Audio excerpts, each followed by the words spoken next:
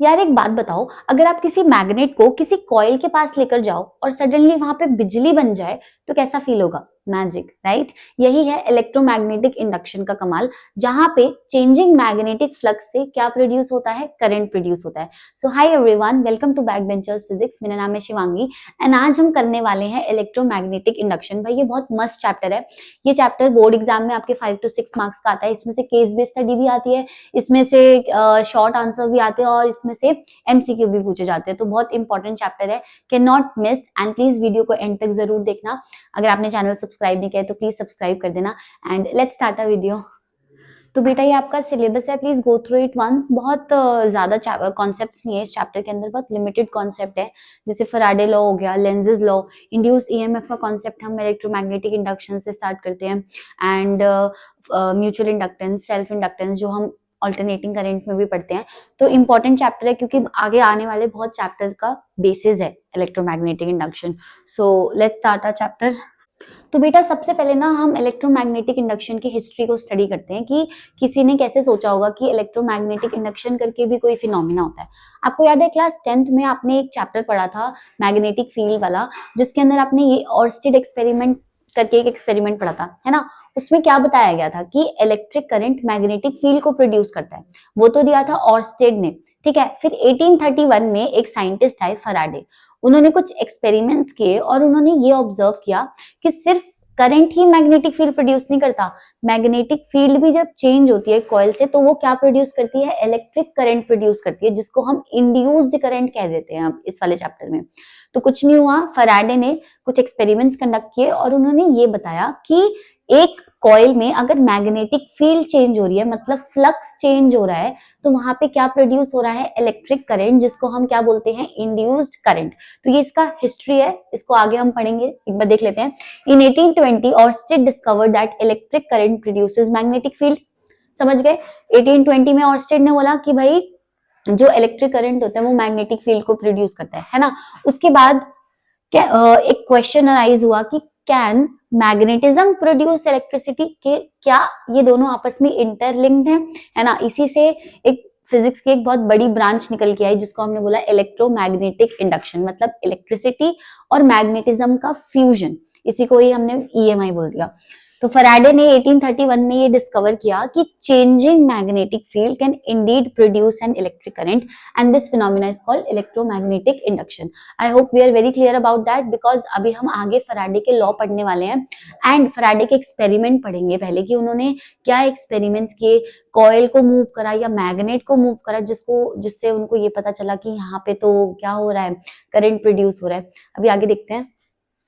अब फैराडे के एक्सपेरिमेंट देखते हैं कि उन्होंने किस एक्सपेरिमेंट के बेसिस पे इलेक्ट्रोमैग्नेटिक इंडक्शन का कॉन्सेप्ट दिया, मतलब किस बेसिस पे उन्होंने ये बताया कि जब मैग्नेटिक फ्लक्स चेंज होता है एक कॉइल में से तो क्या प्रोड्यूस होता है? Current.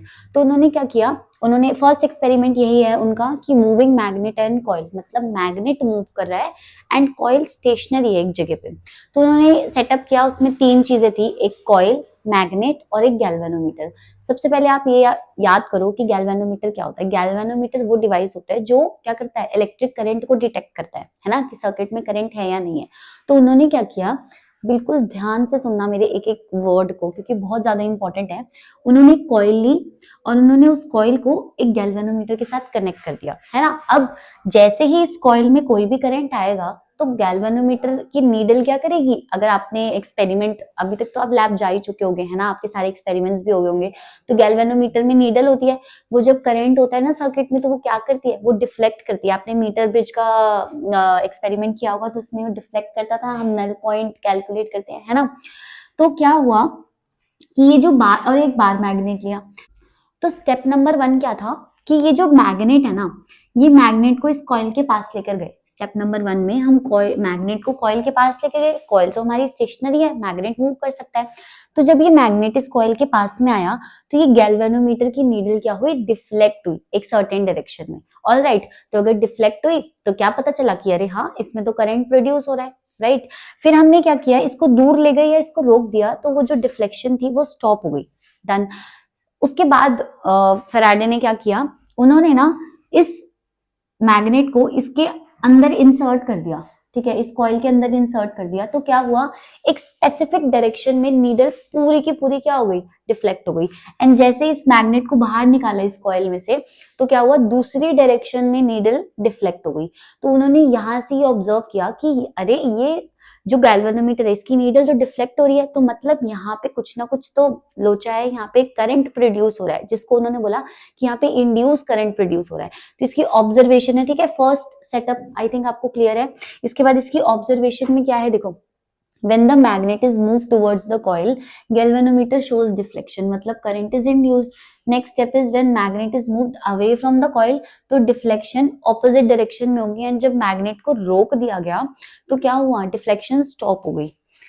when magnet is stationary, है ना, when magnet is stationary, no deflection and faster the motion greater the deflection, जितना फास्ट मैग्नेट मूव कर रहा है कॉइल के अराउंड, उतनी ही क्या हो रही है, मैग्नेटिक फील्ड चेंज हो रही है कॉइल के अराउंड, तो उतना ही ज्यादा गैल्वेनोमीटर में क्या शो हो रहा था, डिफ्लेक्शन शो हो रहा था। तो ये फैराडे का फर्स्ट सेटअप था जिसमें उन्होंने ये इंट्रोड्यूस किया ये वाला कॉन्सेप्ट कि इंड्यूस करंट प्रोड्यूस होता है किससे, जब magnetic field around the coil changes. ठीक है, अब इसका जो इनका सेकंड एक्सपेरिमेंट था वो देखते हैं कि उसमें क्या था। तो एक्सपेरिमेंट नंबर 2 में उन्होंने क्या किया, फैराडे ने एक्सपेरिमेंट नंबर 2 के लिए उन्होंने 2 कॉइल्स लिए, एक को बोला प्राइमरी कॉइल, दूसरे को बोला सेकेंडरी कॉइल। ठीक है, अब प्राइमरी कॉइल और सेकेंडरी कॉइल को अलग अलग चीजों के साथ कनेक्ट किया। जैसे देखो, ये प्राइमरी कॉइल है एंड ये क्या है, सेकेंडरी कॉइल। प्राइमरी कॉइल को उन्होंने एक बैटरी, एक की और एक रियोस्टेट। रियोस्टेट क्या होता है, वेरिएबल रेजिस्टेंस बॉक्स, है ना, मतलब उसको अगर हम स्लाइड करते हैं, आपने लैब में देखा होगा, तो उससे रेजिस्टेंस चेंज हो जाता है सर्किट में। तो ये रियोस्टेट लिया, इसको प्राइमरी कॉइल के साथ कनेक्ट किया। सेकेंडरी कॉइल को एक गैल्वेनोमीटर के साथ कनेक्ट किया एंड इन दोनों कॉइल्स को बहुत साथ में प्लेस कर दिया। ठीक है, पास पास। तो उन्होंने क्या किया, उन्होंने इस की को प्रेस किया, स्टेप नंबर 1, की को प्रेस किया तो सर्किट क्या हो गया, क्लोज हो गया, है ना। सर्किट क्लोज होगा तो इसमें करंट फ्लो करने लग गया, स्टेडी करंट, रियोस्टेट की एक पर्टिकुलर वैल्यू रख दी। तब उन्होंने देखा कि इसमें अगर स्टेडी करंट फ्लो हो रहा है तो गैल्वेनोमीटर में कोई डिफ्लेक्शन शो नहीं हो रहा। बट जैसे ही उन्होंने रियोस्टेट को स्लाइड किया, रियोस्टेट को स्लाइड किया तो सर्किट में क्या बदला, रेजिस्टेंस बदला। रेजिस्टेंस बदलने की वजह से सर्किट में करंट चेंज हो गया। तो तब उन्होंने क्या ऑब्जर्व किया कि इसमें से जब करंट चेंज हो रहा है तो यहाँ पे गैल्वेनोमीटर डिफ्लेक्ट कर रहा है, गैल्वेनोमीटर की नीडल। ठीक है, तो अगर उन्होंने एक पर्टिकुलर एरिया में रियोस्टेट को स्लाइड किया तो गैल्वेनोमीटर एक पर्टिकुलर एरिया में डिफ्लेक्ट हो गया उसकी नीडल। अगर उन्होंने दूसरी डायरेक्शन में स्लाइड किया तो क्या हुआ, जो नीडल थी वो दूसरी डायरेक्शन में घूम गई। तो मतलब ये है कि इस प्राइमरी कॉइल के साथ जो मैग्नेटिक फ्लक्स इंड्यूस था, है ना, इस प्राइमरी कॉइल के अंदर जो मैग्नेटिक फ्लक्स था, तो करंट चेंज करने की वजह से यहाँ पे वो भी चेंज हो रहा है। ऑर्स्टेड एक्सपेरिमेंट में पता चला था हमें, है ना। उसकी वजह से यहाँ पे क्या हो रहा है, गैल्वेनोमीटर की नीडल डिफ्लेक्ट कर रही है, मतलब यहाँ पे करंट प्रोड्यूस हो रहा है। तो यही था फैराडे का सेकंड क्या कहते हैं एक्सपेरिमेंट। तो उन्होंने प्राइमरी कॉइल, ये तो पूरा सेटअप था, मैं आपको समझा चुकी हूँ। तो ये 2 एक्सपेरिमेंट्स की वजह से जो फैराडे थे उन्होंने अपना कंक्लूजन दिया एंड इसके बेसिस पे उन्होंने 2 लॉज भी दिए जिनको हम आगे पढ़ेंगे। समझ गए हो गया फैराडे के 2 एक्सपेरिमेंट्स, है ना। आगे चलते हैं हम। नेक्स्ट टॉपिक है हमारा magnetic flux, very important topic. Magnetic flux क्या होता है बेटा, मैग्नेट, जैसे अपने इलेक्ट्रिक फ्लक्स पढ़ा था, है ना, वैसे ही मैग्नेटिक फ्लक्स होता है कि एक पर्टिकुलर एरिया में से कितनी number of magnetic field lines pass कर रही हैं, बस उसी को ही हम क्या कहते हैं, magnetic flux. Alright, so magnetic flux through a surface is the measure of the total magnetic field lines passing through that surface। एक surface में कितनी magnetic field lines पास हो रही हैं उसको हम magnetic flux कहते हैं एंड इसको हम किससे डिनोट करते हैं, फाई से। ठीक है, ये फाई से डिनोट करते हैं मैग्नेटिक फ्लक्स को। इसका फॉर्मूला क्या होता है, इसका फॉर्मूला होता है B vector dot A vector. ठीक है, B vector dot A vector का क्या मतलब है, बी हो गया हमारी मैग्नेटिक फील्ड एंड ए क्या है हमारा एरिया वेक्टर। ऑलराइट, इसको अगर डॉट प्रोडक्ट को खोलते हैं तो क्या आता है, बी ए कॉस थीटा। तो ये आपको फॉर्मूला याद रखना है कि flux phi is equal to B dot A is equal to B A cos theta. Done. इसकी यूनिट एंड डायमेंशन हम आगे पढ़ते हैं। तो अभी हमने क्या पढ़ा, मैग्नेटिक फ्लक्स, है ना। मैग्नेटिक फ्लक्स को हम फाई से डिनोट करते हैं, इसका फॉर्मूला क्या होता है, बी ए कॉस थीटा या B vector dot A vector. अब इसकी एसआई यूनिट और डायमेंशंस के बारे में पढ़ते हैं। देखो, इसको वेबर ने इंट्रोड्यूस किया था तो इसीलिए इसकी जो एसआई यूनिट हो गई वो वेबर हो गई मैग्नेटिक फ्लक्स की। एंड एक और चीज से हम देख सकते हैं, देखो मैग्नेटिक फ्लक्स फाई क्या होता है, बी डॉट ए, है ना। बी मतलब मैग्नेटिक फील्ड की यूनिट क्या होती है, Tesla, and A is the area, area की एसआई यूनिट मीटर स्क्वायर। तो इसकी एक और यूनिट बन जाती है टेस्ला मीटर स्क्वायर। तो 1 वेबर को हम इसी से ही डिफाइन करते हैं, ठीक है, 1 weber is equal to tesla metre square. तो यहाँ पे यही लिखा है, ऐसा यूनिट इज वेबर या फिर टेस्ला मीटर स्क्वायर, एंड इसकी डायमेंशन क्या होती है, m1 l2 t-2 a-1। ये आप कैलकुलेट भी कर सकते हो, नहीं तो आप बस इसको याद ही रख लो, क्योंकि ये ना उसमें एमसीक्यूज में बहुत ज्यादा पूछा जाता है कि इसकी डायमेंशन क्या है। मैं तो पूछती हूँ अपने क्वेश्चन पेपर में। सो ये था, एंड 1 वोल्ट सेकंड ये हम बाद में पढ़ेंगे कि ये वाली डायमेंशन कहाँ से आई मैग्नेटिक फ्लक्स की, ठीक है। तो प्लीज इसको नोट कर लेना, ये बहुत इंपॉर्टेंट है यार। आप ना डायमेंशंस का ध्यान बहुत ज्यादा रखा करो, डायमेंशंस का, यूनिट्स का। ऐसा यूनिट ही नहीं लिखते हो आंसर शीट में तो उसका कोई पॉइंट नहीं है कि भाई पूरा आंसर आपने कैलकुलेट करा, तो बंदा यूनिट तो लिख दे, है ना। लास्ट में पूरा सही सॉल्व करते हो बट यूनिट लिखना भूल जाते हो। तो प्लीज एसआई यूनिट लिखना, और जो भी जिस भी यूनिट में आपसे आंसर पूछा है तो उसको लिखना बहुत ज्यादा जरूरी होता है, वरना अच्छा इंप्रेशन नहीं जाता। जो चेक करा होता है ना आपकी शीट, ऐसा लगता है कि यार ठीक है आता है, इसको आंसर भी निकाल दिया बट यूनिट क्यों नहीं लिखी इसने, तो ध्यान रखा करो। नेक्स्ट टॉपिक पे चलते हैं। तो अभी मैंने आपको मैग्नेटिक फ्लक्स का फॉर्मूला बताया। फाई का फॉर्मूला क्या होता है, phi is equal to B A cos theta. अब आप ये देखो कि थीटा के डिफरेंट वैल्यूज पे मैग्नेटिक फ्लक्स की भी डिफरेंट वैल्यूज आएंगी, है ना। तो यही स्पेशल केसेस है कि 2-3 थीटा की जो हमें पता है वैल्यूज, है ना, जिसपे हम कॉस निकाल सकते हैं, जैसे कॉस 0 हो गया, 45, 30, 60, 90, ऐसे एंगल्स पे हम क्या करते हैं, मैग्नेटिक फ्लक्स की वैल्यू को कैलकुलेट करते हैं।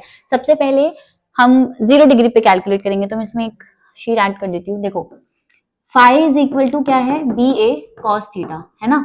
तो सबसे पहले अगर थीटा को क्या ले लो आप, 0 डिग्री ले लो थीटा को, तो मैग्नेटिक फ्लक्स कितना हो जाएगा, बी ए, क्योंकि कॉस 0 कितना होता है, 1 होता है। तो ये क्या हो गया, मैक्सिमम, क्योंकि इससे ज्यादा तो वैल्यू हो नहीं सकती कॉस थीटा की, 1 ही होती है इसकी मैक्सिमम वैल्यू। तो मैग्नेटिक फ्लक्स की मैक्सिमम वैल्यू कितनी होती है, बी ए, बस इनको मल्टीप्लाई करना होगा। उसके बाद सेकंड केस लो आप कि मैग्नेटिक फ्लक्स कितना है, 60 डिग्री। 60 डिग्री पे क्या होगा, 60 डिग्री पे phi is equal to B A cos 60 degree, है ना। कॉस 60 कितना होता है, 1/2, तो फाई कितना हो गया, B A by 2। Done. Third case अगर ले लो आप 90 डिग्री मैग्नेटिक फ्लक्स को, phi is equal to 90 degree. तो 90 डिग्री पे क्या होगा, कॉस 90 कितना होता है, 0, तो फाई कितना हो जाएगा, 0, मतलब कोई मैग्नेटिक फ्लक्स नहीं होगा अगर एरिया वेक्टर और मैग्नेटिक फील्ड वेक्टर परपेंडिकुलर होंगे। आप 30 डिग्री पे भी निकाल सकते हो, 45 पे भी निकाल सकते हो। एमसीक्यू में बहुत डायरेक्टली क्वेश्चन आता है, अगर आपको केस बेस्ड स्टडी दे देंगे उसमें डायरेक्ट क्वेश्चन आएगा कि ये थीटा की वैल्यू है और आप मैग्नेटिक फ्लक्स की वैल्यू बताओ, तो आपको बिल्कुल ऐसे ही कैलकुलेट करनी है, चाहे कोई भी थीटा की वैल्यू दो। अगर आपको नॉन वैल्यूज दी होंगी तो आप बहुत इजीली कैलकुलेट कर पाओगे, है ना, जैसे अभी हमने करा। अगर आपको कोई और एंगल 15 डिग्री दिया होगा या 65 डिग्री दिया, तो वो क्वेश्चन में ना वैल्यूज को मेंशन करेगा, जो भी आपको वैल्यू दी होगी कॉस की वो वैल्यू करेगा, वो तो अलग केस है, ठीक है। तो ये हमारे पास स्पेशल केस था कि भाई फाई की वैल्यू हमें कैलकुलेट करनी है। आगे देखते हैं। तो अभी हमने क्या फैराडे के 2 एक्सपेरिमेंट्स पढ़े थे, है ना। उन्होंने कैसे 2 एक्सपेरिमेंट के थ्रू ये बताया कि जहां पे भी मैग्नेटिक फील्ड चेंज हो रही होती है, फ्लक्स चेंज हो रहा होता है, वहां पे एक इंड्यूस करंट प्रोड्यूस होता है ना। अब उन्होंने इसी चीज को इन्हीं स्टेटमेंट्स बना के लॉज बना दिए। तो हम पढ़ते हैं फैराडे के लॉज क्या होते हैं इलेक्ट्रोमैग्नेटिक इंडक्शन के। तो फर्स्ट लॉ क्या कहता है, देखो फर्स्ट लॉ यही कहता है कि जहां पे भी मैग्नेटिक फ्लक्स का क्या मतलब है कि एक पर्टिकुलर एरिया से कितनी मैग्नेटिक फील्ड पास हो रही है ना, ये होता है मैग्नेटिक फ्लक्स। तो फैराडे का फर्स्ट लॉ ये कहता है कि अगर एक जगह से मैग्नेटिक फ्लक्स चेंज हो रही है तो वहां पे क्या प्रोड्यूस हो रहा है, वहां पे ईएमएफ प्रोड्यूस हो रही है। ऑलराइट, फर्स्ट लॉ यही बोलता है, एक बार पढ़ लेते हैं। व्हेनेवर द मैग्नेटिक फ्लक्स मतलब number of field lines passing through a particular area linked with a circuit changes, मतलब मैग्नेटिक फ्लक्स क्या कर रही है, बहुत इंपॉर्टेंट पॉइंट है कि मैग्नेटिक फ्लक्स चेंज हो रही है। मैग्नेटिक फ्लक्स होने से वो नहीं बनता है, ठीक है, मैग्नेटिक फ्लक्स को चेंज होना पड़ेगा, मतलब अभी उसकी कुछ पर्टिकुलर वैल्यू है, फिर थोड़े टाइम बाद उसकी कुछ पर्टिकुलर वैल्यू है, तो चेंज हो रही है ना, इंक्रीज हो रही है, डिक्रीज हो रही है, that is a different thing. तो and EMF is induced in the circuit, this induced EMF last as long as the change in flux continues, मतलब ये जो ईएमएफ प्रोड्यूस होगी, है ना, ये तब तक ही लास्ट करेगी उस सर्किट के अंदर जब तक वहां से फ्लक्स चेंज हो रही है। बहुत इंपॉर्टेंट पॉइंट है। मैग्नेटिक फ्लक्स होना इस बात को प्रूव नहीं करता कि वहां पे ईएमएफ है, मैग्नेटिक फ्लक्स का चेंज होना ये प्रूव करता है कि वहां पे क्या है, ईएमएफ जनरेट हो रही है। तो इसमें की पॉइंट्स क्या है, change in flux is essential, very very essential, कि फ्लक्स चेंज हो रहा है। EMF exist only during the change, इस चेंज के दौरान ही क्या होगी, ईएमएफ एग्जिस्ट करेगी। Next is steady flux is equal to no EMF, मतलब फ्लक्स है तो जरूरी नहीं है कि ईएमएफ है, ईएमएफ है ही नहीं, फ्लक्स चेंज हो रहा है तब ईएमएफ है। ठीक है, तो फैराडे का फर्स्ट लॉ ये बोलता है, समझ गए होंगे, इसकी डेफिनेशन बहुत इंपॉर्टेंट है, पूछता है पेपर में कि फैराडे के लॉ लिखो, तो ये फर्स्ट लॉ है। ठीक है, आगे नेक्स्ट लॉ देखते हैं। अच्छा, अब फैराडे का जो सेकंड लॉ है ना, वो उसके फर्स्ट लॉ का मैथमेटिकल एक्सप्रेशन है, बस और कुछ नहीं है। ठीक है, फर्स्ट लॉ जो स्टेटमेंट बता रहा था, फैराडे का सेकंड लॉ उसको मैथमेटिकली एक्सप्लेन कर रहा है। कैसे बताता है कि अभी हमने क्या देखा, the magnitude of induce EMF is directly proportional to the rate of change of magnetic flux, है ना, अभी आपको बताया कि जितना मैग्नेटिक फ्लक्स बढ़ता जाएगा उतना ही ईएमएफ इंड्यूस होगा, जितना ज्यादा फ्लक्स चेंज उतना ज्यादा ईएमएफ, मतलब डायरेक्टली प्रोपोर्शनल है। क्या डायरेक्टली प्रोपोर्शनल है, जो ईएमएफ इंड्यूस हो रहा है सर्किट में, ई से डिनोट करेंगे, इज डायरेक्टली प्रोपोर्शनल, किसके डायरेक्टली प्रोपोर्शनल है, जो फ्लक्स को, मैग्नेटिक फ्लक्स को क्या लिख रहे हैं हम, फाई से डिनोट कर रहे हैं, उसके चेंज से, उसके रेट ऑफ चेंज से। तो कभी भी किसी चीज का रेट निकालना होता है किसी क्वांटिटी का, तो हम क्या करते हैं, उसको टाइम से डिफरेंशिएट करते हैं। तो ये हमारा फॉर्मूला बन गया, बट यहाँ पे एक साइन आता है माइनस साइन। ये माइनस साइन क्यों आता है अभी मैं आपको आगे एक्सप्लेन करूंगी, जिसको हम लेंजेस लॉ कहते हैं। तो वो लेंजेस लॉ इस माइनस साइन को क्या करता है, डिफाइन करता है। तो ये तो दो लॉ हो गए, है ना। अब ये सिंगल टर्न के लिए है, अगर n नंबर ऑफ टर्न्स है उस कॉइल में तो क्या हो जाएगा, E is directly proportional to minus n D phi by D T. ठीक है, न्यूमेरिकल सॉल्व करते वक्त इस प्रोपोर्शनैलिटी साइन को कांस्टेंट के इक्वल रखेंगे, राइट, तो कांस्टेंट की वैल्यू 1 ले लेंगे जब हम न्यूमेरिकल सॉल्व कर रहे हैं। तो फिलहाल इसमें मैथमेटिकल एक्सप्रेशन इसका इतना ही है, ईएमएफ का। बहुत इंपॉर्टेंट क्वेश्चन है, कुछ नहीं है, बट यहाँ पे फ्लक्स की वैल्यू दी होगी आपको time with respect to time, आपको इसको डिफरेंशिएट करना है, आपका ईएमएफ आ जाएगा। ठीक है, ओके, नेक्स्ट आगे चलते हैं। तो अभी जो मैंने आपको पिछली स्लाइड में एक नेगेटिव साइन बताया था, है ना, कि EMF is equal to minus N D phi by D T, तो उस माइनस का मतलब हम लेंजेस लॉ से समझते हैं। तो ये नेगेटिव साइन क्यों आया, देखो लेंजेस लॉ ने ये कहता है कि इंड्यूस करंट एक सर्किट में ऐसे फ्लो करता है सच दैट कि वो मैग्नेटिक फ्लक्स के चेंज को रोकता है। ठीक है, मतलब इनका रिलेशनशिप थोड़ा सा टॉक्सिक है। कैसे टॉक्सिक है, स्टेप नंबर 1, अगर मैग्नेटिक फील्ड, देखो स्टेप नंबर 1 क्या है कि अगर मैग्नेटिक फ्लक्स एक सर्किट में बढ़ रहा है ना, मतलब वो ऐसे चेंज हो रहा है कि वो इंक्रीज कर रहा है, तो जो हमारा इंड्यूस करंट होगा, इंड्यूस करंट, अब भाई करंट तो इंड्यूस हो गई क्योंकि मैग्नेटिक फ्लक्स चेंज हो रहा है। अब मैग्नेटिक फ्लक्स दो टाइप से चेंज हो सकता है, या तो वो इंक्रीज कर सकता है या वो डिक्रीज कर सकता है। तो अगर मैग्नेटिक फ्लक्स इंक्रीज कर रहा है तो इंड्यूस करंट ऐसा मैग्नेटिक फील्ड प्रोड्यूस करेगा सच दैट वो इसको क्या कर दे, कम कर दे। ठीक है, ऑपोजिट डायरेक्शन में फ्लो करता है कि इसके रेट को कम कर दे। और अगर सेकंड स्टेप, अगर मैग्नेटिक फ्लक्स एक सर्किट में डिक्रीज कर रहा है, देखो चेंज तो हो रहा है ना, चाहे इंक्रीज या डिक्रीज, अगर डिक्रीज कर रहा है तो भी चेंज हो रहा है, तो भी इंड्यूस करंट हो रहा है। तब जो इंड्यूस करंट हो रहा है, इंड्यूस करंट वो क्या करता है, इस तरीके से फ्लो करता है, इस तरीके से मैग्नेटिक फील्ड प्रोड्यूस करता है कि वो इस मैग्नेटिक फ्लक्स के चेंज को बढ़ा दे। ठीक है, अगर मैग्नेटिक फ्लक्स सर्किट में बढ़ रहा है तो इंड्यूस करंट इस तरीके से फ्लो करेगा कि इसके चेंज को कम करने की कोशिश करेगा। अगर मैग्नेटिक फ्लक्स कम हो रहा है एक सर्किट में तो इंड्यूस करंट उस डायरेक्शन में फ्लो करेगा, उस तरीके से फ्लो करेगा कि इस मैग्नेटिक फ्लक्स को क्या करे, बढ़ा दे। ठीक है, मतलब अगर वो बढ़ रहा है तो उसको कम करना चाहेगा, अगर वो कम हो रहा है तो उसको बढ़ाना चाहेगा। तो ये क्यों होता है, इनका ऐसा रिलेशनशिप टॉक्सिक क्यों है, एनर्जी के कंजर्वेशन पे, मतलब लेंजेस लॉ पूरा का पूरा डिफाइन करता है कंजर्वेशन ऑफ एनर्जी को। तो इसी वजह से जो ये पूरा का पूरा ये कहानी है इन दोनों के बीच में। ठीक है, तो लेंजेस लॉ की वजह से ही जो मैंने अभी आपको यहाँ पे माइनस साइन बताया कि अगर मैग्नेटिक फ्लक्स चेंज हो रहा है तो वो इस तरीके से प्रोड्यूस होगा कि उसको क्या करेगा, रोक देगा, है ना। अगर इंक्रीज हो रहा है तो कम करना चाहेगा, अगर डिक्रीज हो रहा है तो क्या करना चाहेगा, उसको बढ़ाना चाहेगा। तो ये लेंजेस लॉ है। तो अभी हमने फैराडे की दो लॉज पढ़े, एक में स्टेटमेंट थी, एक में हम मैथमेटिकल एक्सप्रेशन था। उसके बाद हमने माइनस साइन को समझा, है ना, और लेंजेस लॉ पढ़ा। अब आगे देखते हैं। तो अभी पूरा लेंस लॉ तो मैंने आपको एक्सप्लेन कर दिया, एक बार इसकी डेफिनेशन भी देख लो। तो लेंसेज लॉ क्या कहता है, the direction of induced EMF is such that it opposes the change in magnetic flux that produces it. जो मैग्नेटिक फ्लक्स उसको प्रोड्यूस कर रहा है, इंड्यूस्ड ईएमएफ का फ्लो, उसका डायरेक्शन ऐसे होगा कि वो उसके चेंज को क्या करे, अपोज करे। Then also stated as the induced current always flows in such a direction that it opposes the cause that produces is। जो cause, जो magnetic flux उसको produce कर रहा है, induced current या induced EMF इस direction में flow करता है such that it opposes the cause that produces it। बहुत डिटेल में मैं आपको explain कर चुकी हूँ कि लेंजेस लॉ कैसे होता है, क्यों होता है ना। तो अपोज करने का मतलब यही है कि देखो, इफ फ्लक्स इज इंक्रीजिंग, अगर फ्लक्स इंक्रीज कर रहा है तो इंड्यूस करंट एक ऐसी फील्ड क्रिएट करता है कि वो डिक्रीज हो जाए, ठीक है। अगर फ्लक्स डिक्रीज कर रहा है तो इंड्यूस करंट एक ऐसी फील्ड क्रिएट करता है कि वो इंक्रीज हो जाए। समझ गए होगे आप इसका मतलब।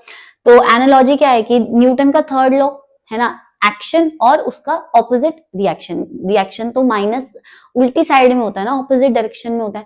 तो आप उसकी एनालॉजी से ये चीज समझ सकते हो। अच्छा, अब ना बहुत सारे सैंपल पेपर्स मैंने देखे हैं जिसमें ये वाला क्वेश्चन डायरेक्टली आता है कि लेंजेस लॉ कैसे कंजर्वेशन ऑफ एनर्जी को जस्टिफाई करता है। बहुत ज्यादा इंपॉर्टेंट क्वेश्चन है ये, मैंने अपने हर एग्जाम में पूछा होगा जिसमें भी मैंने ईएमआई दिया होगा कि लेंजेस लॉ कैसे डिफाइन करता है, कंजर्वेशन ऑफ एनर्जी को जस्टिफाई करता है। तो बहुत बहुत ध्यान से सुनना कि कैसे कर रहा है वो। देखो, मान लो कि अपोज नहीं कर रहा, है ना, इंड्यूस करंट अपोज नहीं कर रहा, वो सपोर्ट कर रहा है उस कॉज को। तो जैसे ही मैग्नेटिक फ्लक्स इंक्रीज होगा, तो हमने क्या पढ़ा है लेंजेस लॉ में कि जो इंड्यूस करंट है वो तो रोकना चाह रहा है, पर अभी के लिए मानो कि वो रोकना नहीं चाह रहा, वो हेल्प कर रहा है कि भाई तू और बढ़, तू और बढ़, ठीक है। अब जैसे ही मैग्नेटिक फ्लक्स और बढ़ेगा तो क्या होगा, और ज्यादा अट्रैक्शन होगी। अभी तो वो दूर भाग रहा था ना उससे, पर मान लो कि बहुत ज्यादा अट्रैक्शन हो गई, अट्रैक्शन ज्यादा हो गई तो क्या होगा, स्पीड बढ़ेगी, स्पीड बढ़ेगी तो एनर्जी बढ़ेगी। तो ऐसे तो मतलब मैग्नेटिक फ्लक्स अगर हम बढ़ाते जाएं कॉइल में, मतलब मैग्नेट्स को और स्ट्रॉन्ग करते जाएं, तो ऐसे तो क्या होगा कि एनर्जी बहुत बढ़ती जाएगी एंड इनफाइनाइट एनर्जी पहुंच जाएगी। But this is not true and this can not happen, right. इसीलिए क्या होता है कि कंजर्वेशन ऑफ एनर्जी को जस्टिफाई करने के लिए जो लेंजेस लॉ है उसमें यही बताया जाता है कि वो उसके कॉज को अपोज करता है, ना कि सपोर्ट करता है। समझिए, एक बार यहां से देख लो कि suppose induce current help the cause, अगर उसने हेल्प किया कॉज को, तो magnet approaches the coil, induce current creates attractive force, मतलब रिपल्सिव फोर्स क्रिएट करने के बजाय मान लो कि वो अट्रैक्टिव फोर्स क्रिएट कर रहा है, तो क्या होगा, मैग्नेट स्पीड्स अप, और स्पीड अप होगा, है ना, करंट भी और ज्यादा बढ़ेगा। अब करंट बढ़ेगा तो अट्रैक्शन बढ़ेगी और स्पीड बढ़ेगी, जितनी ज्यादा स्पीड उतनी ज्यादा एनर्जी, तो क्या आ जाएगा, इनफाइनाइट एनर्जी वाला केस आ जाएगा। But this can never happen, all right। तो this violates conservation of energy, therefore induced effect must oppose the cause। समझ गए, इंड्यूस करंट को हमेशा कॉज को अपोज ही करना पड़ेगा, वरना कंजर्वेशन ऑफ एनर्जी वायलेट हो जाएगा। तो अगर आपके पेपर में अब ये वाला क्वेश्चन आ जाए और आप यही स्टेप्स लिख के आओगे ना, तो आपको फुल मार्क्स मिलेंगे, ठीक है। एंड स्टेप्स रटने से अच्छा है कि उसको समझ लो एक बारी। आगे चले। तो अभी आपको मैग्नेटिक फ्लक्स का फॉर्मूला तो बहुत अच्छे से याद हो गया होगा, phi is equal to B A cos theta, है ना। एक बार दोबारा से लिख देती हूँ, phi is equal to B A cos theta. अब आप एक बात बताओ कि इस मैग्नेटिक फ्लक्स के फॉर्मूला में कौन कौन सी चीजें हैं।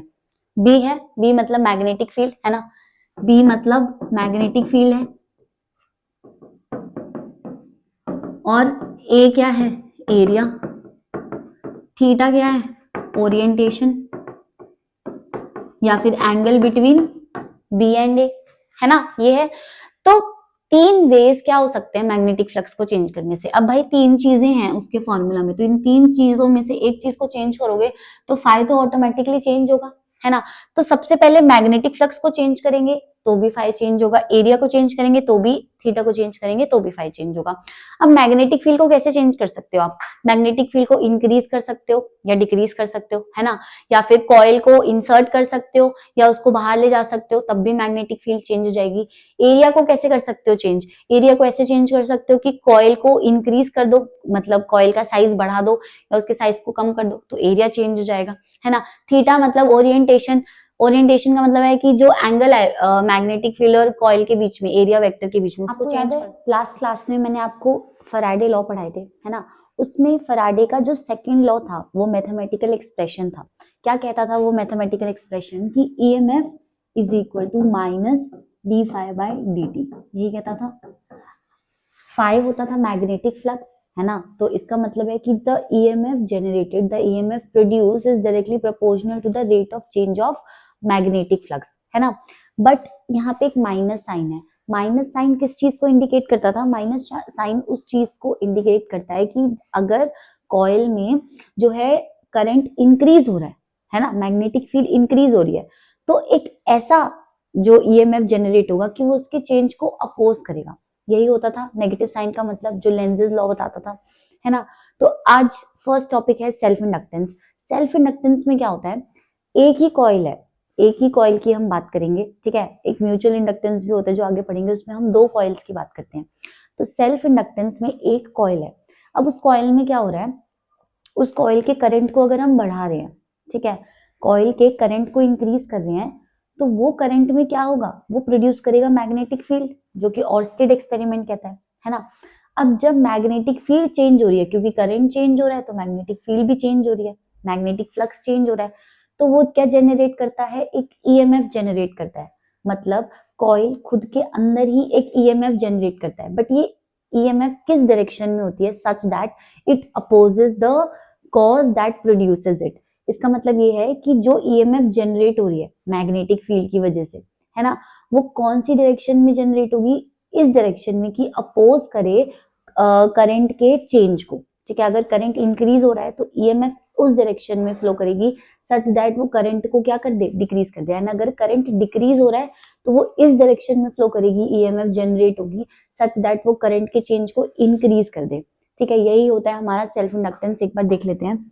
देखो, when current through a coil changes, तो यहाँ पे क्या समझने की बात है कि करंट चेंज हो रहा है कॉइल के through, the magnetic flux through the coil itself changes. Step number 1 क्या होगा? कि करंट चेंज हो रहा है कॉइल में से, करंट चेंज होने की वजह से क्या हो रहा है? मैग्नेटिक फील्ड चेंज हो रही है, मतलब मैग्नेटिक फ्लक्स चेंज हो रहा है, ठीक है। This changing magnetic flux induces an EMF in the same coil.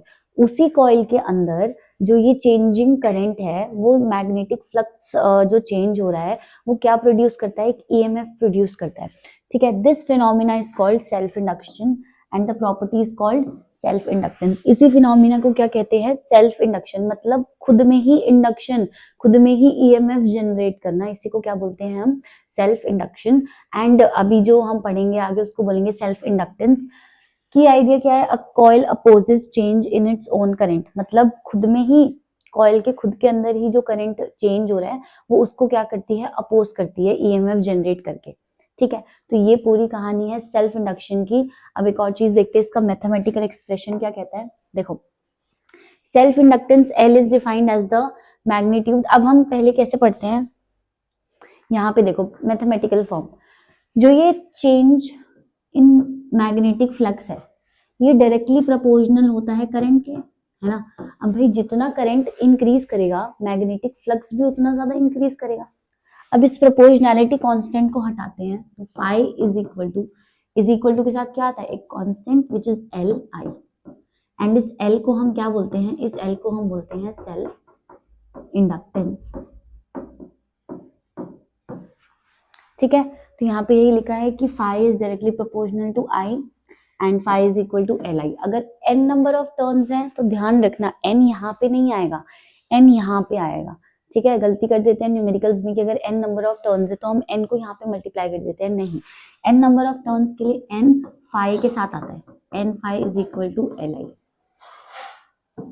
ठीक है, where L is the coefficient of self inductance. समझ गए? तो अब यहाँ पे यही आएगा self inductance is defined as the magnitude of magnetic flux linked with the coil when unit current flows through it.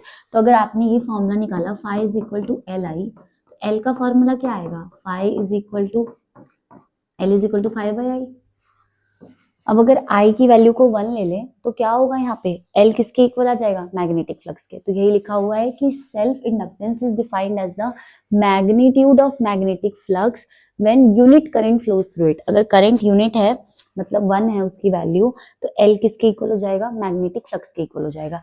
ठीक है, बस यही है सेल्फ इंडक्शन में। अब इसमें एक डेरिवेशन है छोटी सी, self induction through a coil. ठीक है, वो देखते हैं। डेरिवेशन से पहले जो हमने इंडक्टेंस निकाला है, इंडक्टेंस की यूनिट होती है हेनरी। ऑलराइट, ये लिखिए यूनिट हेनरी, एंड इसकी डायमेंशन क्या होती है, m1 l2 t - 2 a - 2। ये दोनों चीजें आपको याद रखनी है। इंडक्टेंस की सेल्फ इंडक्टेंस हो या म्यूचुअल इंडक्टेंस हो, दोनों की यूनिट एंड डायमेंशन सेम होती है। ठीक है, तो नोट कर लेना प्लीज इसको। तो अब जो ईएमएफ का फॉर्मूला बनेगा, देखो ईएमएफ क्या पढ़ा था फैराडे लॉ के अकॉर्डिंग, हमने E is equal to minus D phi by D T, ये पढ़ा था। अभी फाई को किसके इक्वल रखा है हमने, एल आई, है ना। एल की फाई की वैल्यू यहाँ पे पुट कर दो तो E कितना हो जाएगा, E is equal to minus D L I by D T. अब L तो कांस्टेंट है तो बाहर आ जाएगा डिफरेंशिएशन से, तो E क्या बन जाएगा, E will be minus L D I by D T. ये हो जाएगी हमारी इंड्यूस्ड ईएमएफ की वैल्यू। ठीक है, सेल्फ इंडक्टेंस में एंड करंट के टर्म्स में। तो ये नेगेटिव साइन तो यही इंडिकेट करता है कि जो इंड्यूस्ड ईएमएफ है वो अपने करंट के चेंज को अपोज कर रही है। अगर करंट इंक्रीज कर रहा है तो फिर वो ईएमएफ इस तरीके से जनरेट होगी such that it opposes the cause that produces it, and अगर डिक्रीज कर रहा है तो भी क्या करेगी, अपोज करेगी, उसको बढ़ाना चाहेगी। ठीक, आगे चलते हैं। जैसे यहाँ पे लिखा है if current increasing then E is less than 0, मतलब अपोजेस इंक्रीज, है ना। अगर करंट इंक्रीज कर रहा है तो ईएमएफ डिक्रीज करना चाहेगी उसको, करंट डिक्रीज कर रहा है तो ईएमएफ इंक्रीज करना चाहेगी उसको। अब इसकी डेरिवेशन है self inductance of a solenoid. छोटी सी डेरिवेशन है, इंपॉर्टेंट है, पूछी जाती है, तो देखते हैं। देखो इसमें हम क्या कंसीडर करते हैं, एक सोलेनॉइड कंसीडर करते हैं, एंड उस सोलेनॉइड में क्या हो रहा है, मैग्नेटिक फील्ड प्रोड्यूस हो रही है। ऑलराइट, तो लिखती हूँ मैं यहाँ पे कंसीडर, कैसी डेरिवेशन स्टार्ट होगी, कंसीडर अ लॉन्ग सोलेनॉइड, एक लॉन्ग सोलेनॉइड है जिसकी लेंथ हैविंग लेंथ कितनी है उस सोलेनॉइड की, L, एंड रेडियस कितना है उसका, स्मॉल r। ठीक है, अब आपको पता है कि जो मैग्नेटिक फील्ड प्रोड्यूस होती है सोलेनॉइड के अंदर उसकी वैल्यू कितनी होती है, तो द मैग्नेटिक फील्ड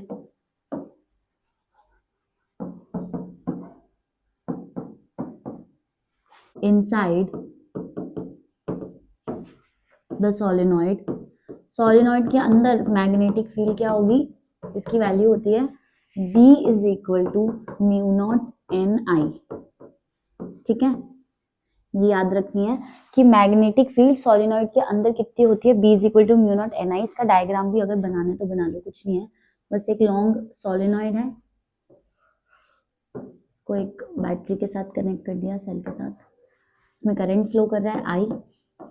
ठीक है, और इसमें मैग्नेटिक फील्ड जनरेट हो रही है। सोलेनॉइड के अंदर जो मैग्नेटिक फील्ड जनरेट होती है वो कैसी होती है, कैसे शेप होती है, ऐसी होती है ना, बार मैग्नेट की तरह होती है, सर्कुलर, है ना। तो ये क्या हो रही है, मैग्नेटिक फील्ड जनरेट हो रही है। अब इस मैग्नेटिक फील्ड से क्या प्रोड्यूस होगा, फ्लक्स प्रोड्यूस होगा। वो देखते हैं कि फ्लक्स कितना एसोसिएटेड है सोलेनॉइड से। तो यहाँ पे जो ये स्मॉल n है, ये स्मॉल n है number of turns per unit length, ये है हमारे स्मॉल n की वैल्यू। एंड करंट कितना है, करंट है जो इसमें करंट फ्लो कर रहा है सोलेनॉइड में। अब हम देखेंगे कि मैग्नेटिक फ्लक्स कितना है, तो यहाँ पे मैं साइक्लेट मैग्नेटिक फ्लक्स, देखो फाई का फॉर्मूला क्या होता है, phi is equal to B dot A होता है, लास्ट क्लास में मैंने आपको बताया था। तो यहाँ पे मैग्नेटिक फ्लक्स कितना हो जाएगा,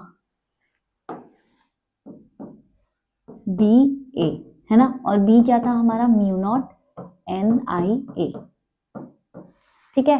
बट ये एक टर्न से एसोसिएटेड है, पूरे के पूरे सोलेनॉइड का कितना होगा, जितने नंबर ऑफ टर्न्स है उनसे मल्टीप्लाई कर देंगे, है ना।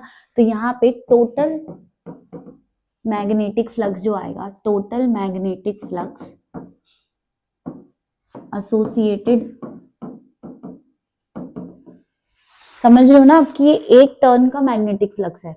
तो पूरे के पूरे सोलेनॉइड का मैग्नेटिक फ्लक्स निकालने के लिए हम उसको नंबर ऑफ टर्न से मल्टीप्लाई कर देंगे। So total magnetic flux associated with the solenoid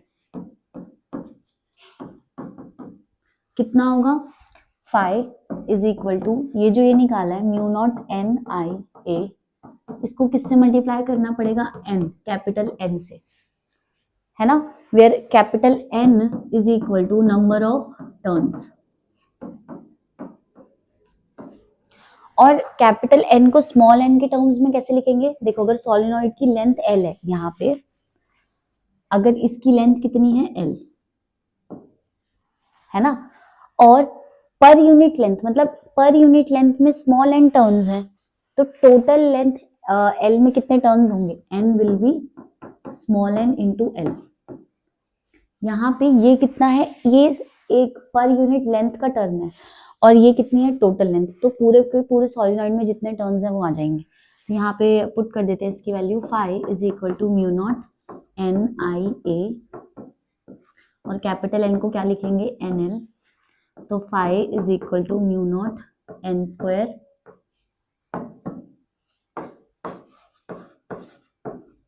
L I A, ठीक है।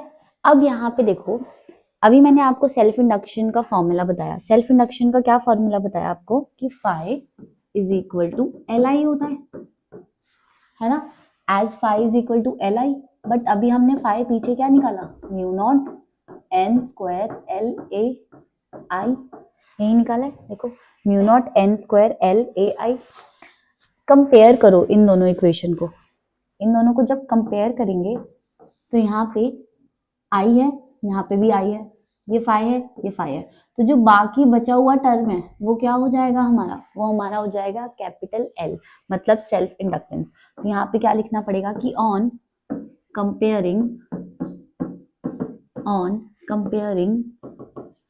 ये जो हमारा कैपिटल एल आएगा वो कितना आएगा, mu naught N square L A,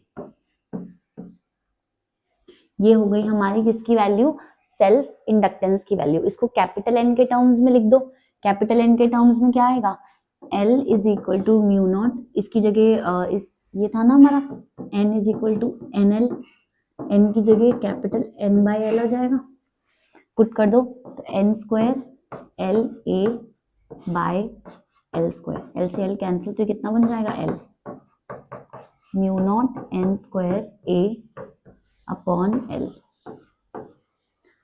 I think we are very clear. And जो यहाँ पे ए है, ए तो एरिया ऑफ क्रॉस सेक्शन है पाई आर स्क्वायर, ठीक है, आर उसका रेडियस था। तो ये पूरी कहानी है सेल्फ इंडक्टेंस की एक सोलेनॉइड के लिए, ठीक है। पहले हमने एक सोलेनॉइड लिया, उसकी लेंथ एल ली, उसका रेडियस आर लिया, एंड उसमें करंट फ्लो कर रहा है आई।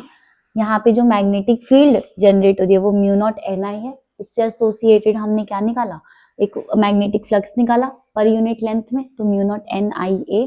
फिर टोटल लेंथ के लिए फ्लक्स निकाला, तो mu naught N I A into capital N. उसके बाद हमने क्या किया, बोला कि एन जो है वो स्मॉल एन इंटू एल है, per unit turns and total length, तो टोटल टर्न्स आ जाएंगे।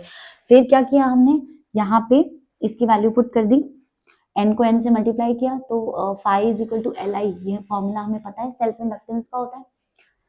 उसके बाद दोनों फॉर्मूलाज लिखे, कंपेयर किया, एल की वैल्यू आ गई यहाँ पे, ठीक है।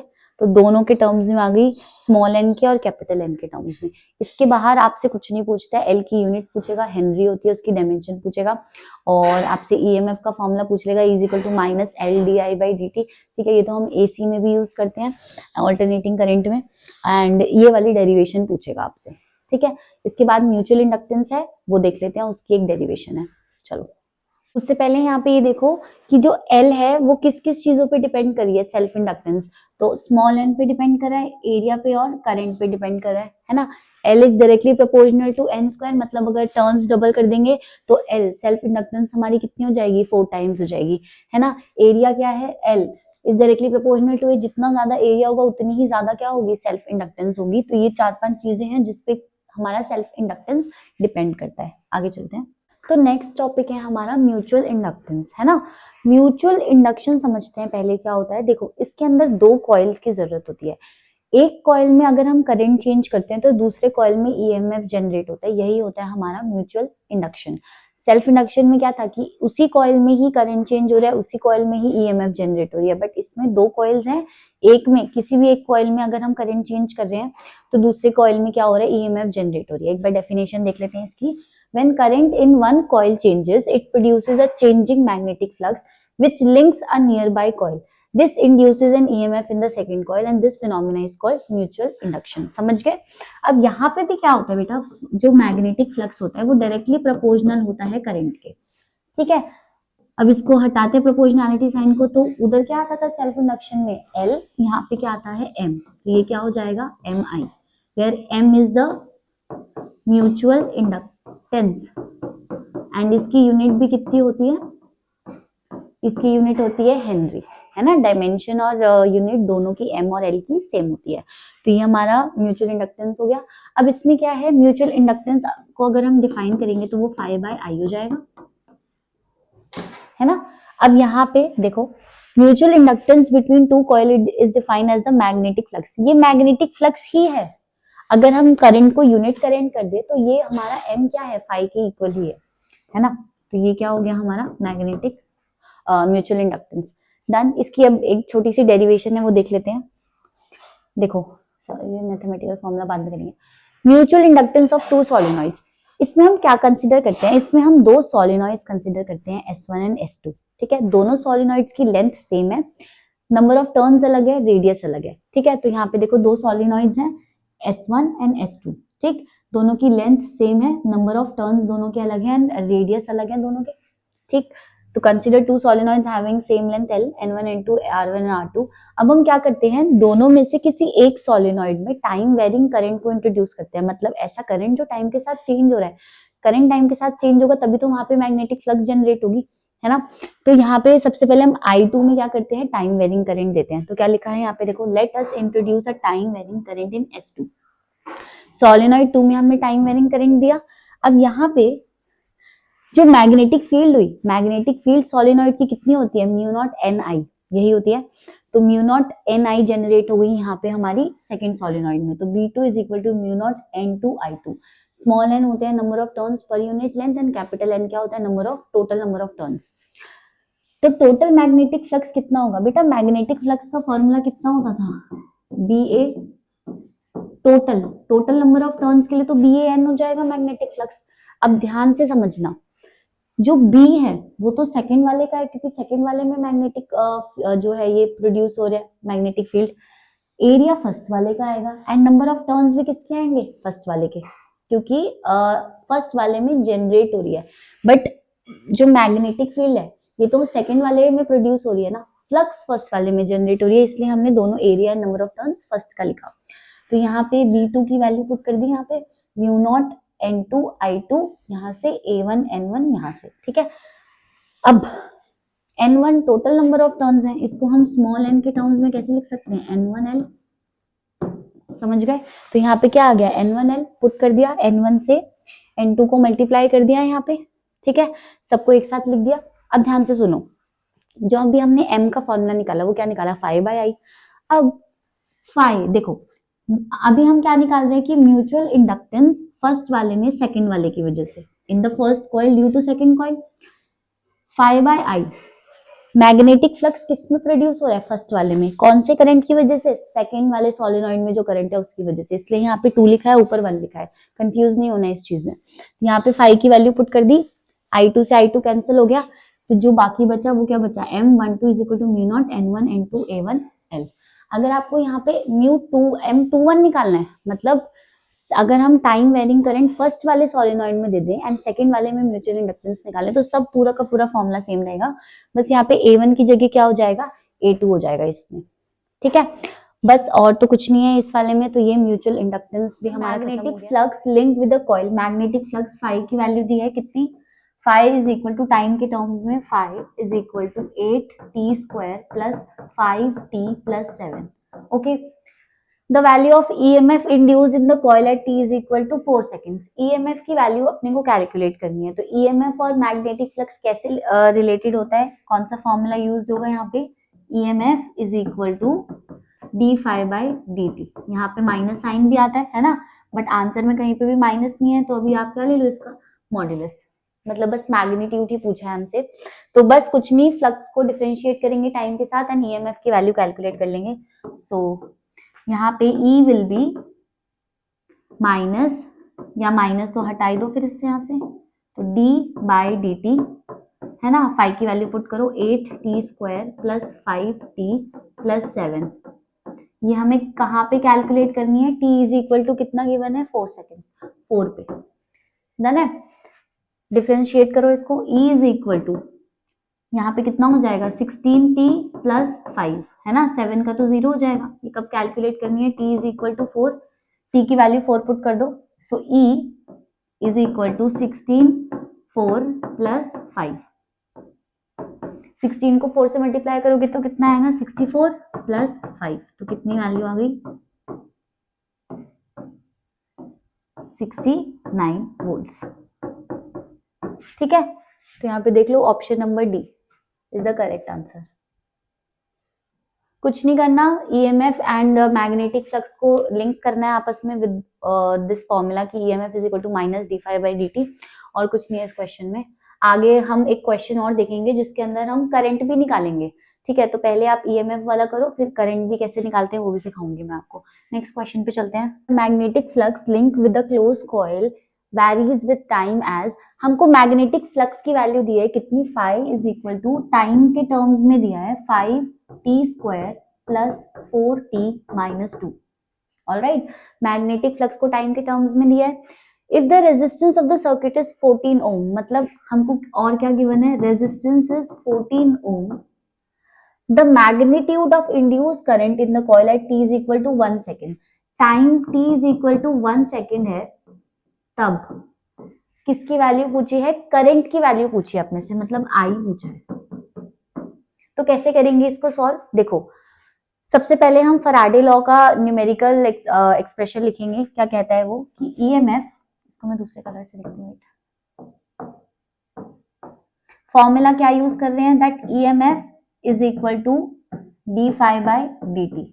माइनस साइन होता है तो हम इसका क्या ले लेंगे, मॉड्यूलस ले लेंगे।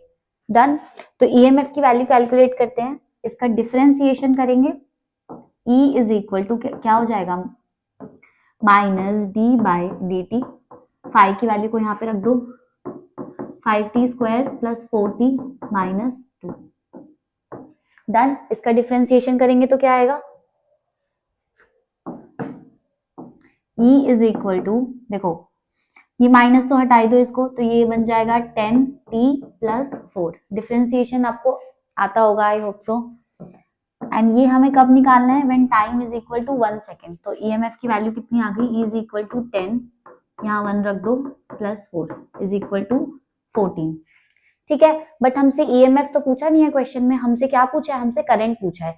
तो I के लिए हम क्या करेंगे, I is equal to E by R होता है, ओम्स लॉ लगाएंगे। तो 14 अपॉन रेजिस्टेंस कितना दिया, देखो 14 ओम, तो यहाँ पे पुट कर दो 14, कैंसिल आउट हो जाएगा तो 1 एम्पियर करंट। ठीक है, आई होप दैट्स क्लियर। ये वाला फॉर्मूला हमें यूज करना था और उसके बाद हमने ये वाला फॉर्मूला यूज किया सेकंड। तो दो फॉर्मूलाज यूज होने हैं, ये वाले इजी क्वेश्चन होते हैं क्योंकि इसमें बस डिफरेंशिएशन करना होता है। आई होप दैट्स क्लियर। आगे चलते हैं नेक्स्ट क्वेश्चन पे। तो नेक्स्ट क्वेश्चन क्या कहता है बेटा, देखो a rectangular coil of area A is kept in uniform magnetic field such that the plane of coil, बहुत बहुत इंपॉर्टेंट वर्ड है, plane of the coil makes an angle theta with B, B मतलब magnetic field, the magnetic flux linked with the coil is, okay ये question दिखता बहुत आसान है पर है बहुत टेढ़ा। कैसे? there is a difference between the plane of coil and the normal of coil, alright, जो हम मैग्नेटिक फ्लक्स फाई लिखते हैं ना, उसको क्या लिखते हैं, b डॉट a, है ना, इसको एक्सपैंड करो तो बी ए, डॉट प्रोडक्ट का मतलब कॉज आता है, तो कॉज अल्फा ले लो अभी के लिए इसको। अल्फा यहाँ पे एंगल होता है normal of the coil and magnetic field, ठीक है। अल्फा जो होता है ना यहाँ पे वो क्या होता है, अल्फा होता है angle between normal of the coil,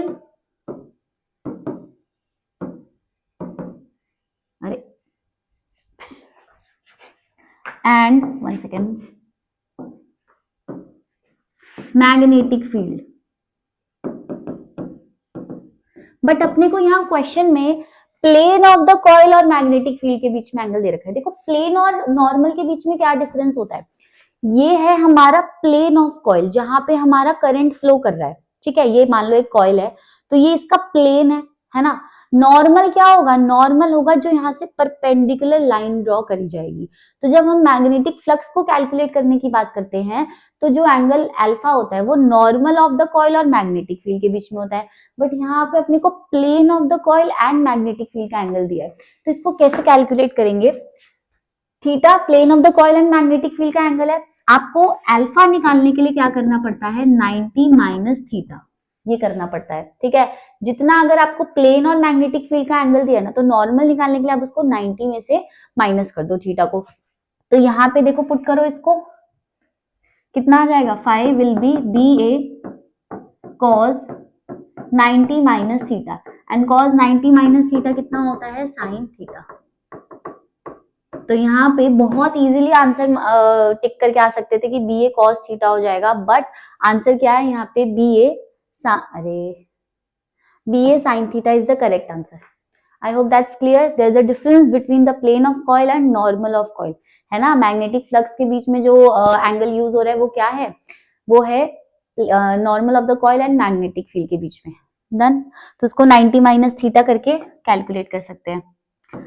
आगे चलते हैं नेक्स्ट क्वेश्चन पे। तो नेक्स्ट क्वेश्चन क्या कहता है, देखो when current in a coil changes at a steady rate from 8 ampere to 6 ampere, current 8 ampere से 6 एम्पियर जा रहा है in 4 milliseconds, an EMF of 1.5 volt is induced in it. तो सबसे पहले आप गिवन लिखो क्वेश्चन में कि क्या गिवन है, अपने को क्या गिवन है। सबसे पहले गिवन देखो 8 एम्पियर से 6 एम्पियर जा रहा है ना, मतलब करंट की दो वैल्यूज गिवन है आपको। तो I1 कितना, पहले क्या था 8 एम्पियर, एंड I2 बाद में कितना हुआ 6 एम्पियर, एंड टाइम कितना है 4 मिली सेकेंड्स।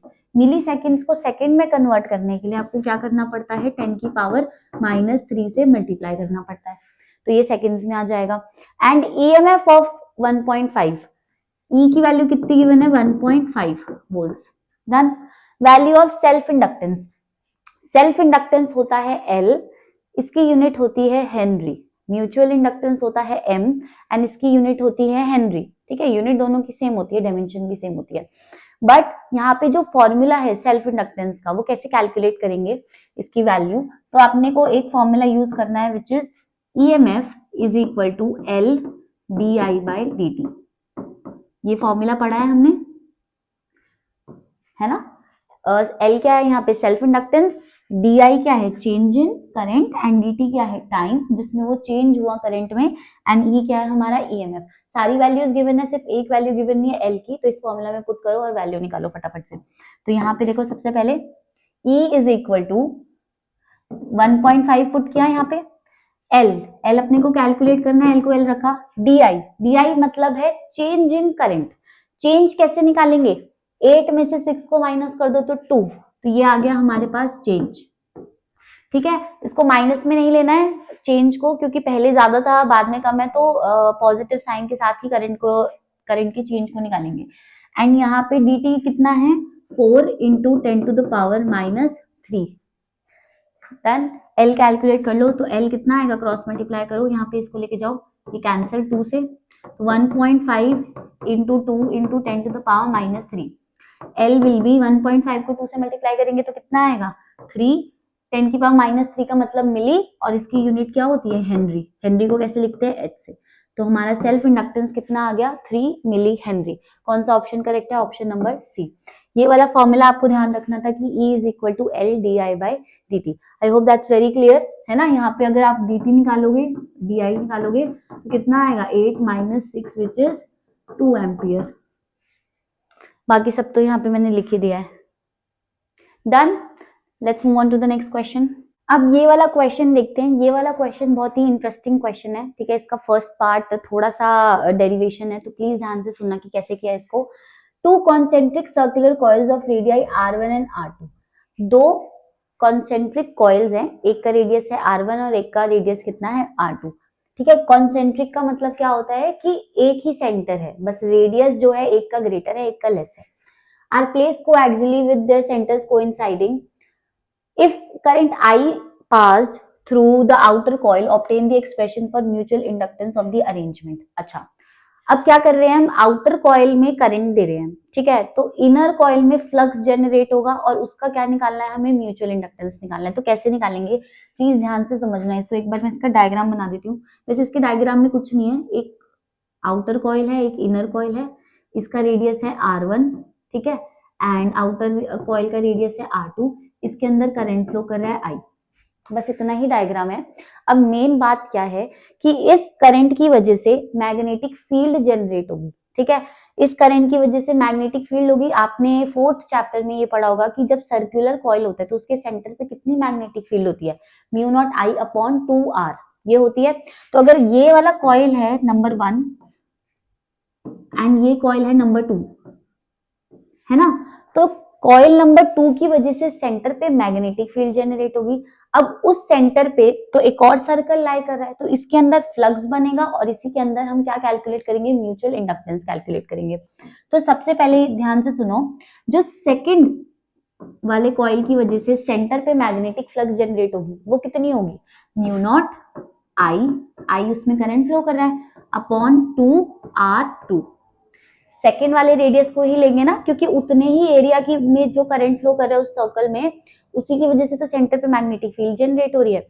बट यहाँ पे जो फ्लक्स होगा वो कौन से कॉइल में होगा, फर्स्ट कॉइल में।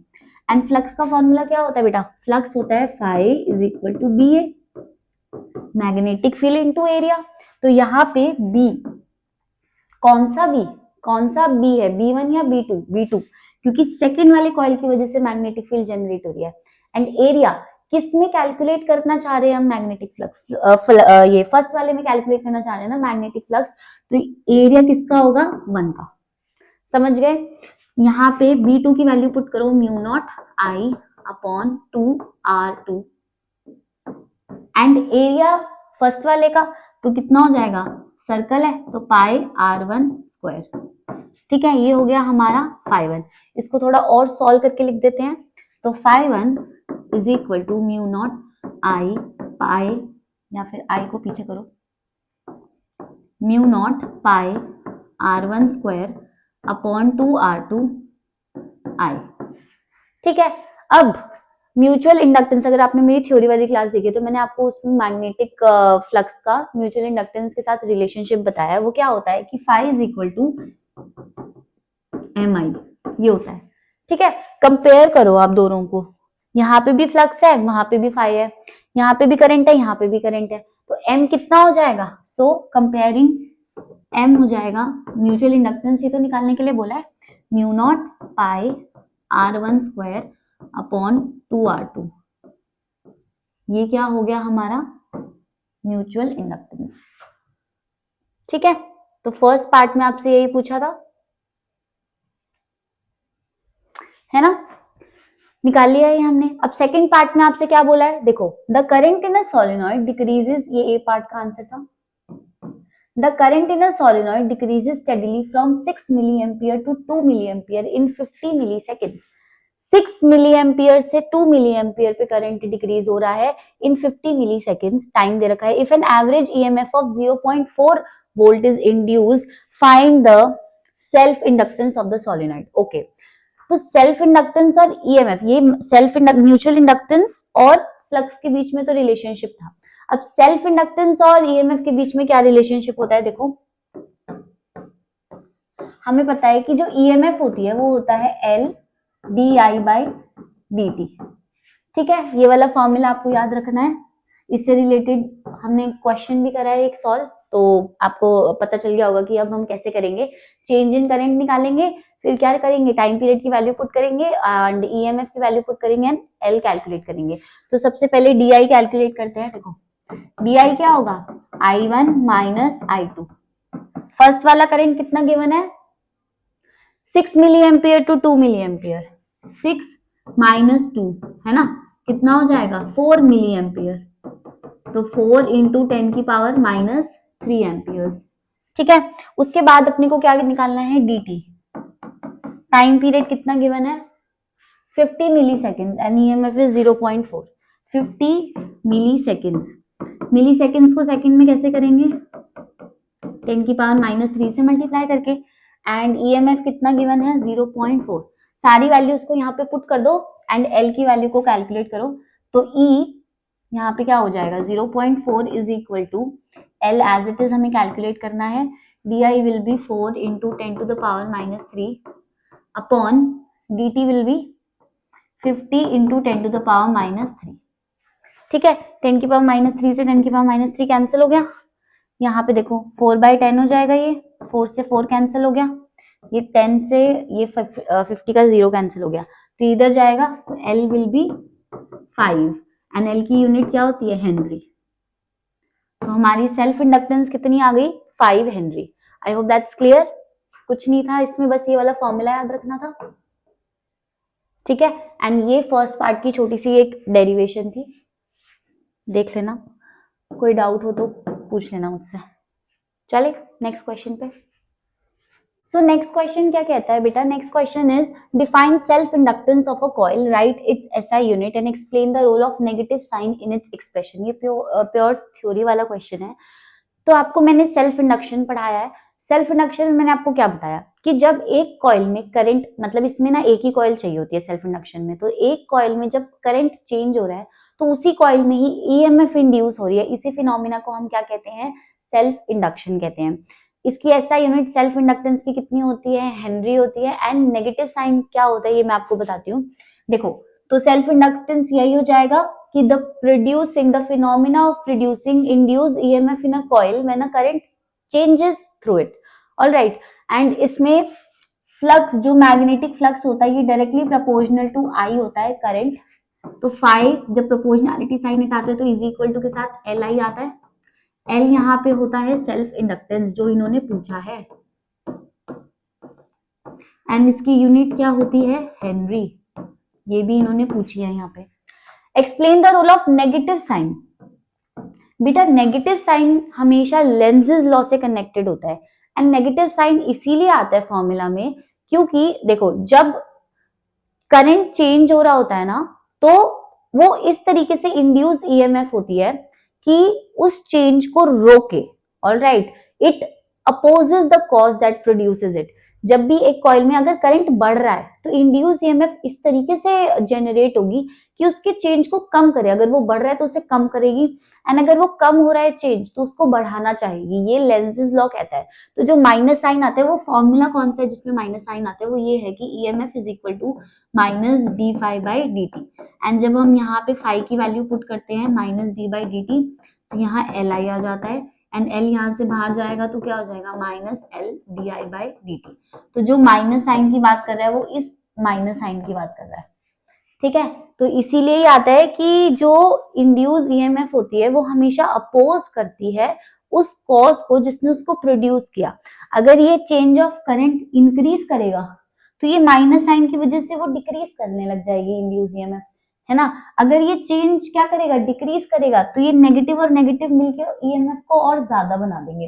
एंड ये लेंजेस लॉ होता है, और ये हमेशा एनर्जी कंजर्वेशन को क्या करता है, जस्टिफाई करता है। लेंजेस लॉ हमेशा कंजर्वेशन ऑफ एनर्जी को जस्टिफाई करता है, वायलेट कभी नहीं करता है। ठीक है। जस्टिफाई कैसे करता है, जो सेकंड पार्ट में पूछा है कि मान लो अगर वो उसको अपोज नहीं कर रहा, वो उसको सपोर्ट कर रहा है, अगर वो सपोर्ट करेगा तो इनफाइनाइट अट्रैक्शन हो जाएगी, इनफाइनाइट एनर्जी प्रोड्यूस होगी, which is not possible. Infinite energy कैसे प्रोड्यूस हो सकती है ना। तो बस कंजर्वेशन के लॉ को वायलेट ना करे, इसीलिए यहाँ पे नेगेटिव साइन आता है, जो लेंजेस लॉ से हम डिफाइन करते हैं। तो ये रहा आपका पूरा का पूरा क्वेश्चन। इसको मैंने बहुत बहुत ज्यादा डिटेल में अपनी थ्योरी वाली क्लास में कराया, तो प्लीज आप वो वीडियो देख लेना। डन। बाकी ये पूरा का पूरा आंसर हो गया। नेक्स्ट क्वेश्चन पे चलते हैं। नेक्स्ट क्वेश्चन क्या है बेटा, देखो, a metal rod of length 50 centimetre, एक रॉड है, ठीक है, एक मेटल रॉड है, उसकी लेंथ कितनी दे रखी है अपने को, 50 centimetre, is held vertically and moved with the velocity of 10 metre पर second in the east west direction, मतलब ईस्ट से वेस्ट डायरेक्शन में जा रही है, ऐसे करके जा रही है, और वेलोसिटी कितनी है, 10 मीटर पर second. The horizontal component of earth's magnetic field at the place is 0.4 G. G का मतलब है यहाँ पे गॉस, ठीक है। मैग्नेटिक फील्ड की दो यूनिट्स होती है, टेस्ला एंड गॉस। एक गॉस में 10 टू द पावर -4 टेस्ला होता है, तो यहाँ पे बी कितना दे रखा है अपने को, 0.4 गॉस। इसको कन्वर्ट करेंगे तो 0.4 into 10 to the power -4 tesla आ जाएगा। The EMF induced across the ends of the rod is, इसको ना हमने एक मैग्नेटिक फील्ड के अंदर डाल दिया, तो जब भी रॉड मैग्नेटिक फील्ड के अंदर जा रही होती है तो EMF कितनी इंड्यूस होती है, आपको क्या फॉर्मूला याद रखना है, EMF इंड्यूस होती है BLV, ठीक है। B magnetic field, L length और V वेलोसिटी, सिंपल सा फॉर्मूला है, तो EMF आ जाएगी, बस सारी वैल्यूज को पुट कर दो एज इट इज। B कितनी है 0.4 into 10 to the power -4, L कितना है 50 सेंटीमीटर विच विल बी 0. नहीं, हाँ 0.5 मीटर्स, 0.5 और V कितना है अपना 10, ठीक है। तो E कितना हो गया, यहाँ से सॉल्व कर दो इसको, ये 10 आ जाएगा नीचे, यहाँ से 10 आएगा, कैंसिल, और 2 2, तो 2 into 10 to the power -4 volts, है ना। तो क्या आंसर होगा ये 0.2 मिली वोल्ट्स, इसको ऐसे लिख दो, 0.2 इंटू 10 टू द पावर -3 लिख सकते हैं, तो 0.2 और 10 की पावर -3 को क्या लिख सकते हैं, मिली वोल्ट। तो ये क्या होगी, EMF इंड्यूस हो जाएगी। डन। नेक्स्ट क्वेश्चन पे चलते हैं। सो आज की क्लास का हमारा लास्ट क्वेश्चन क्या है, obtain an expression for the self inductance of a long solenoid of length L and cross sectional area A having capital N turns।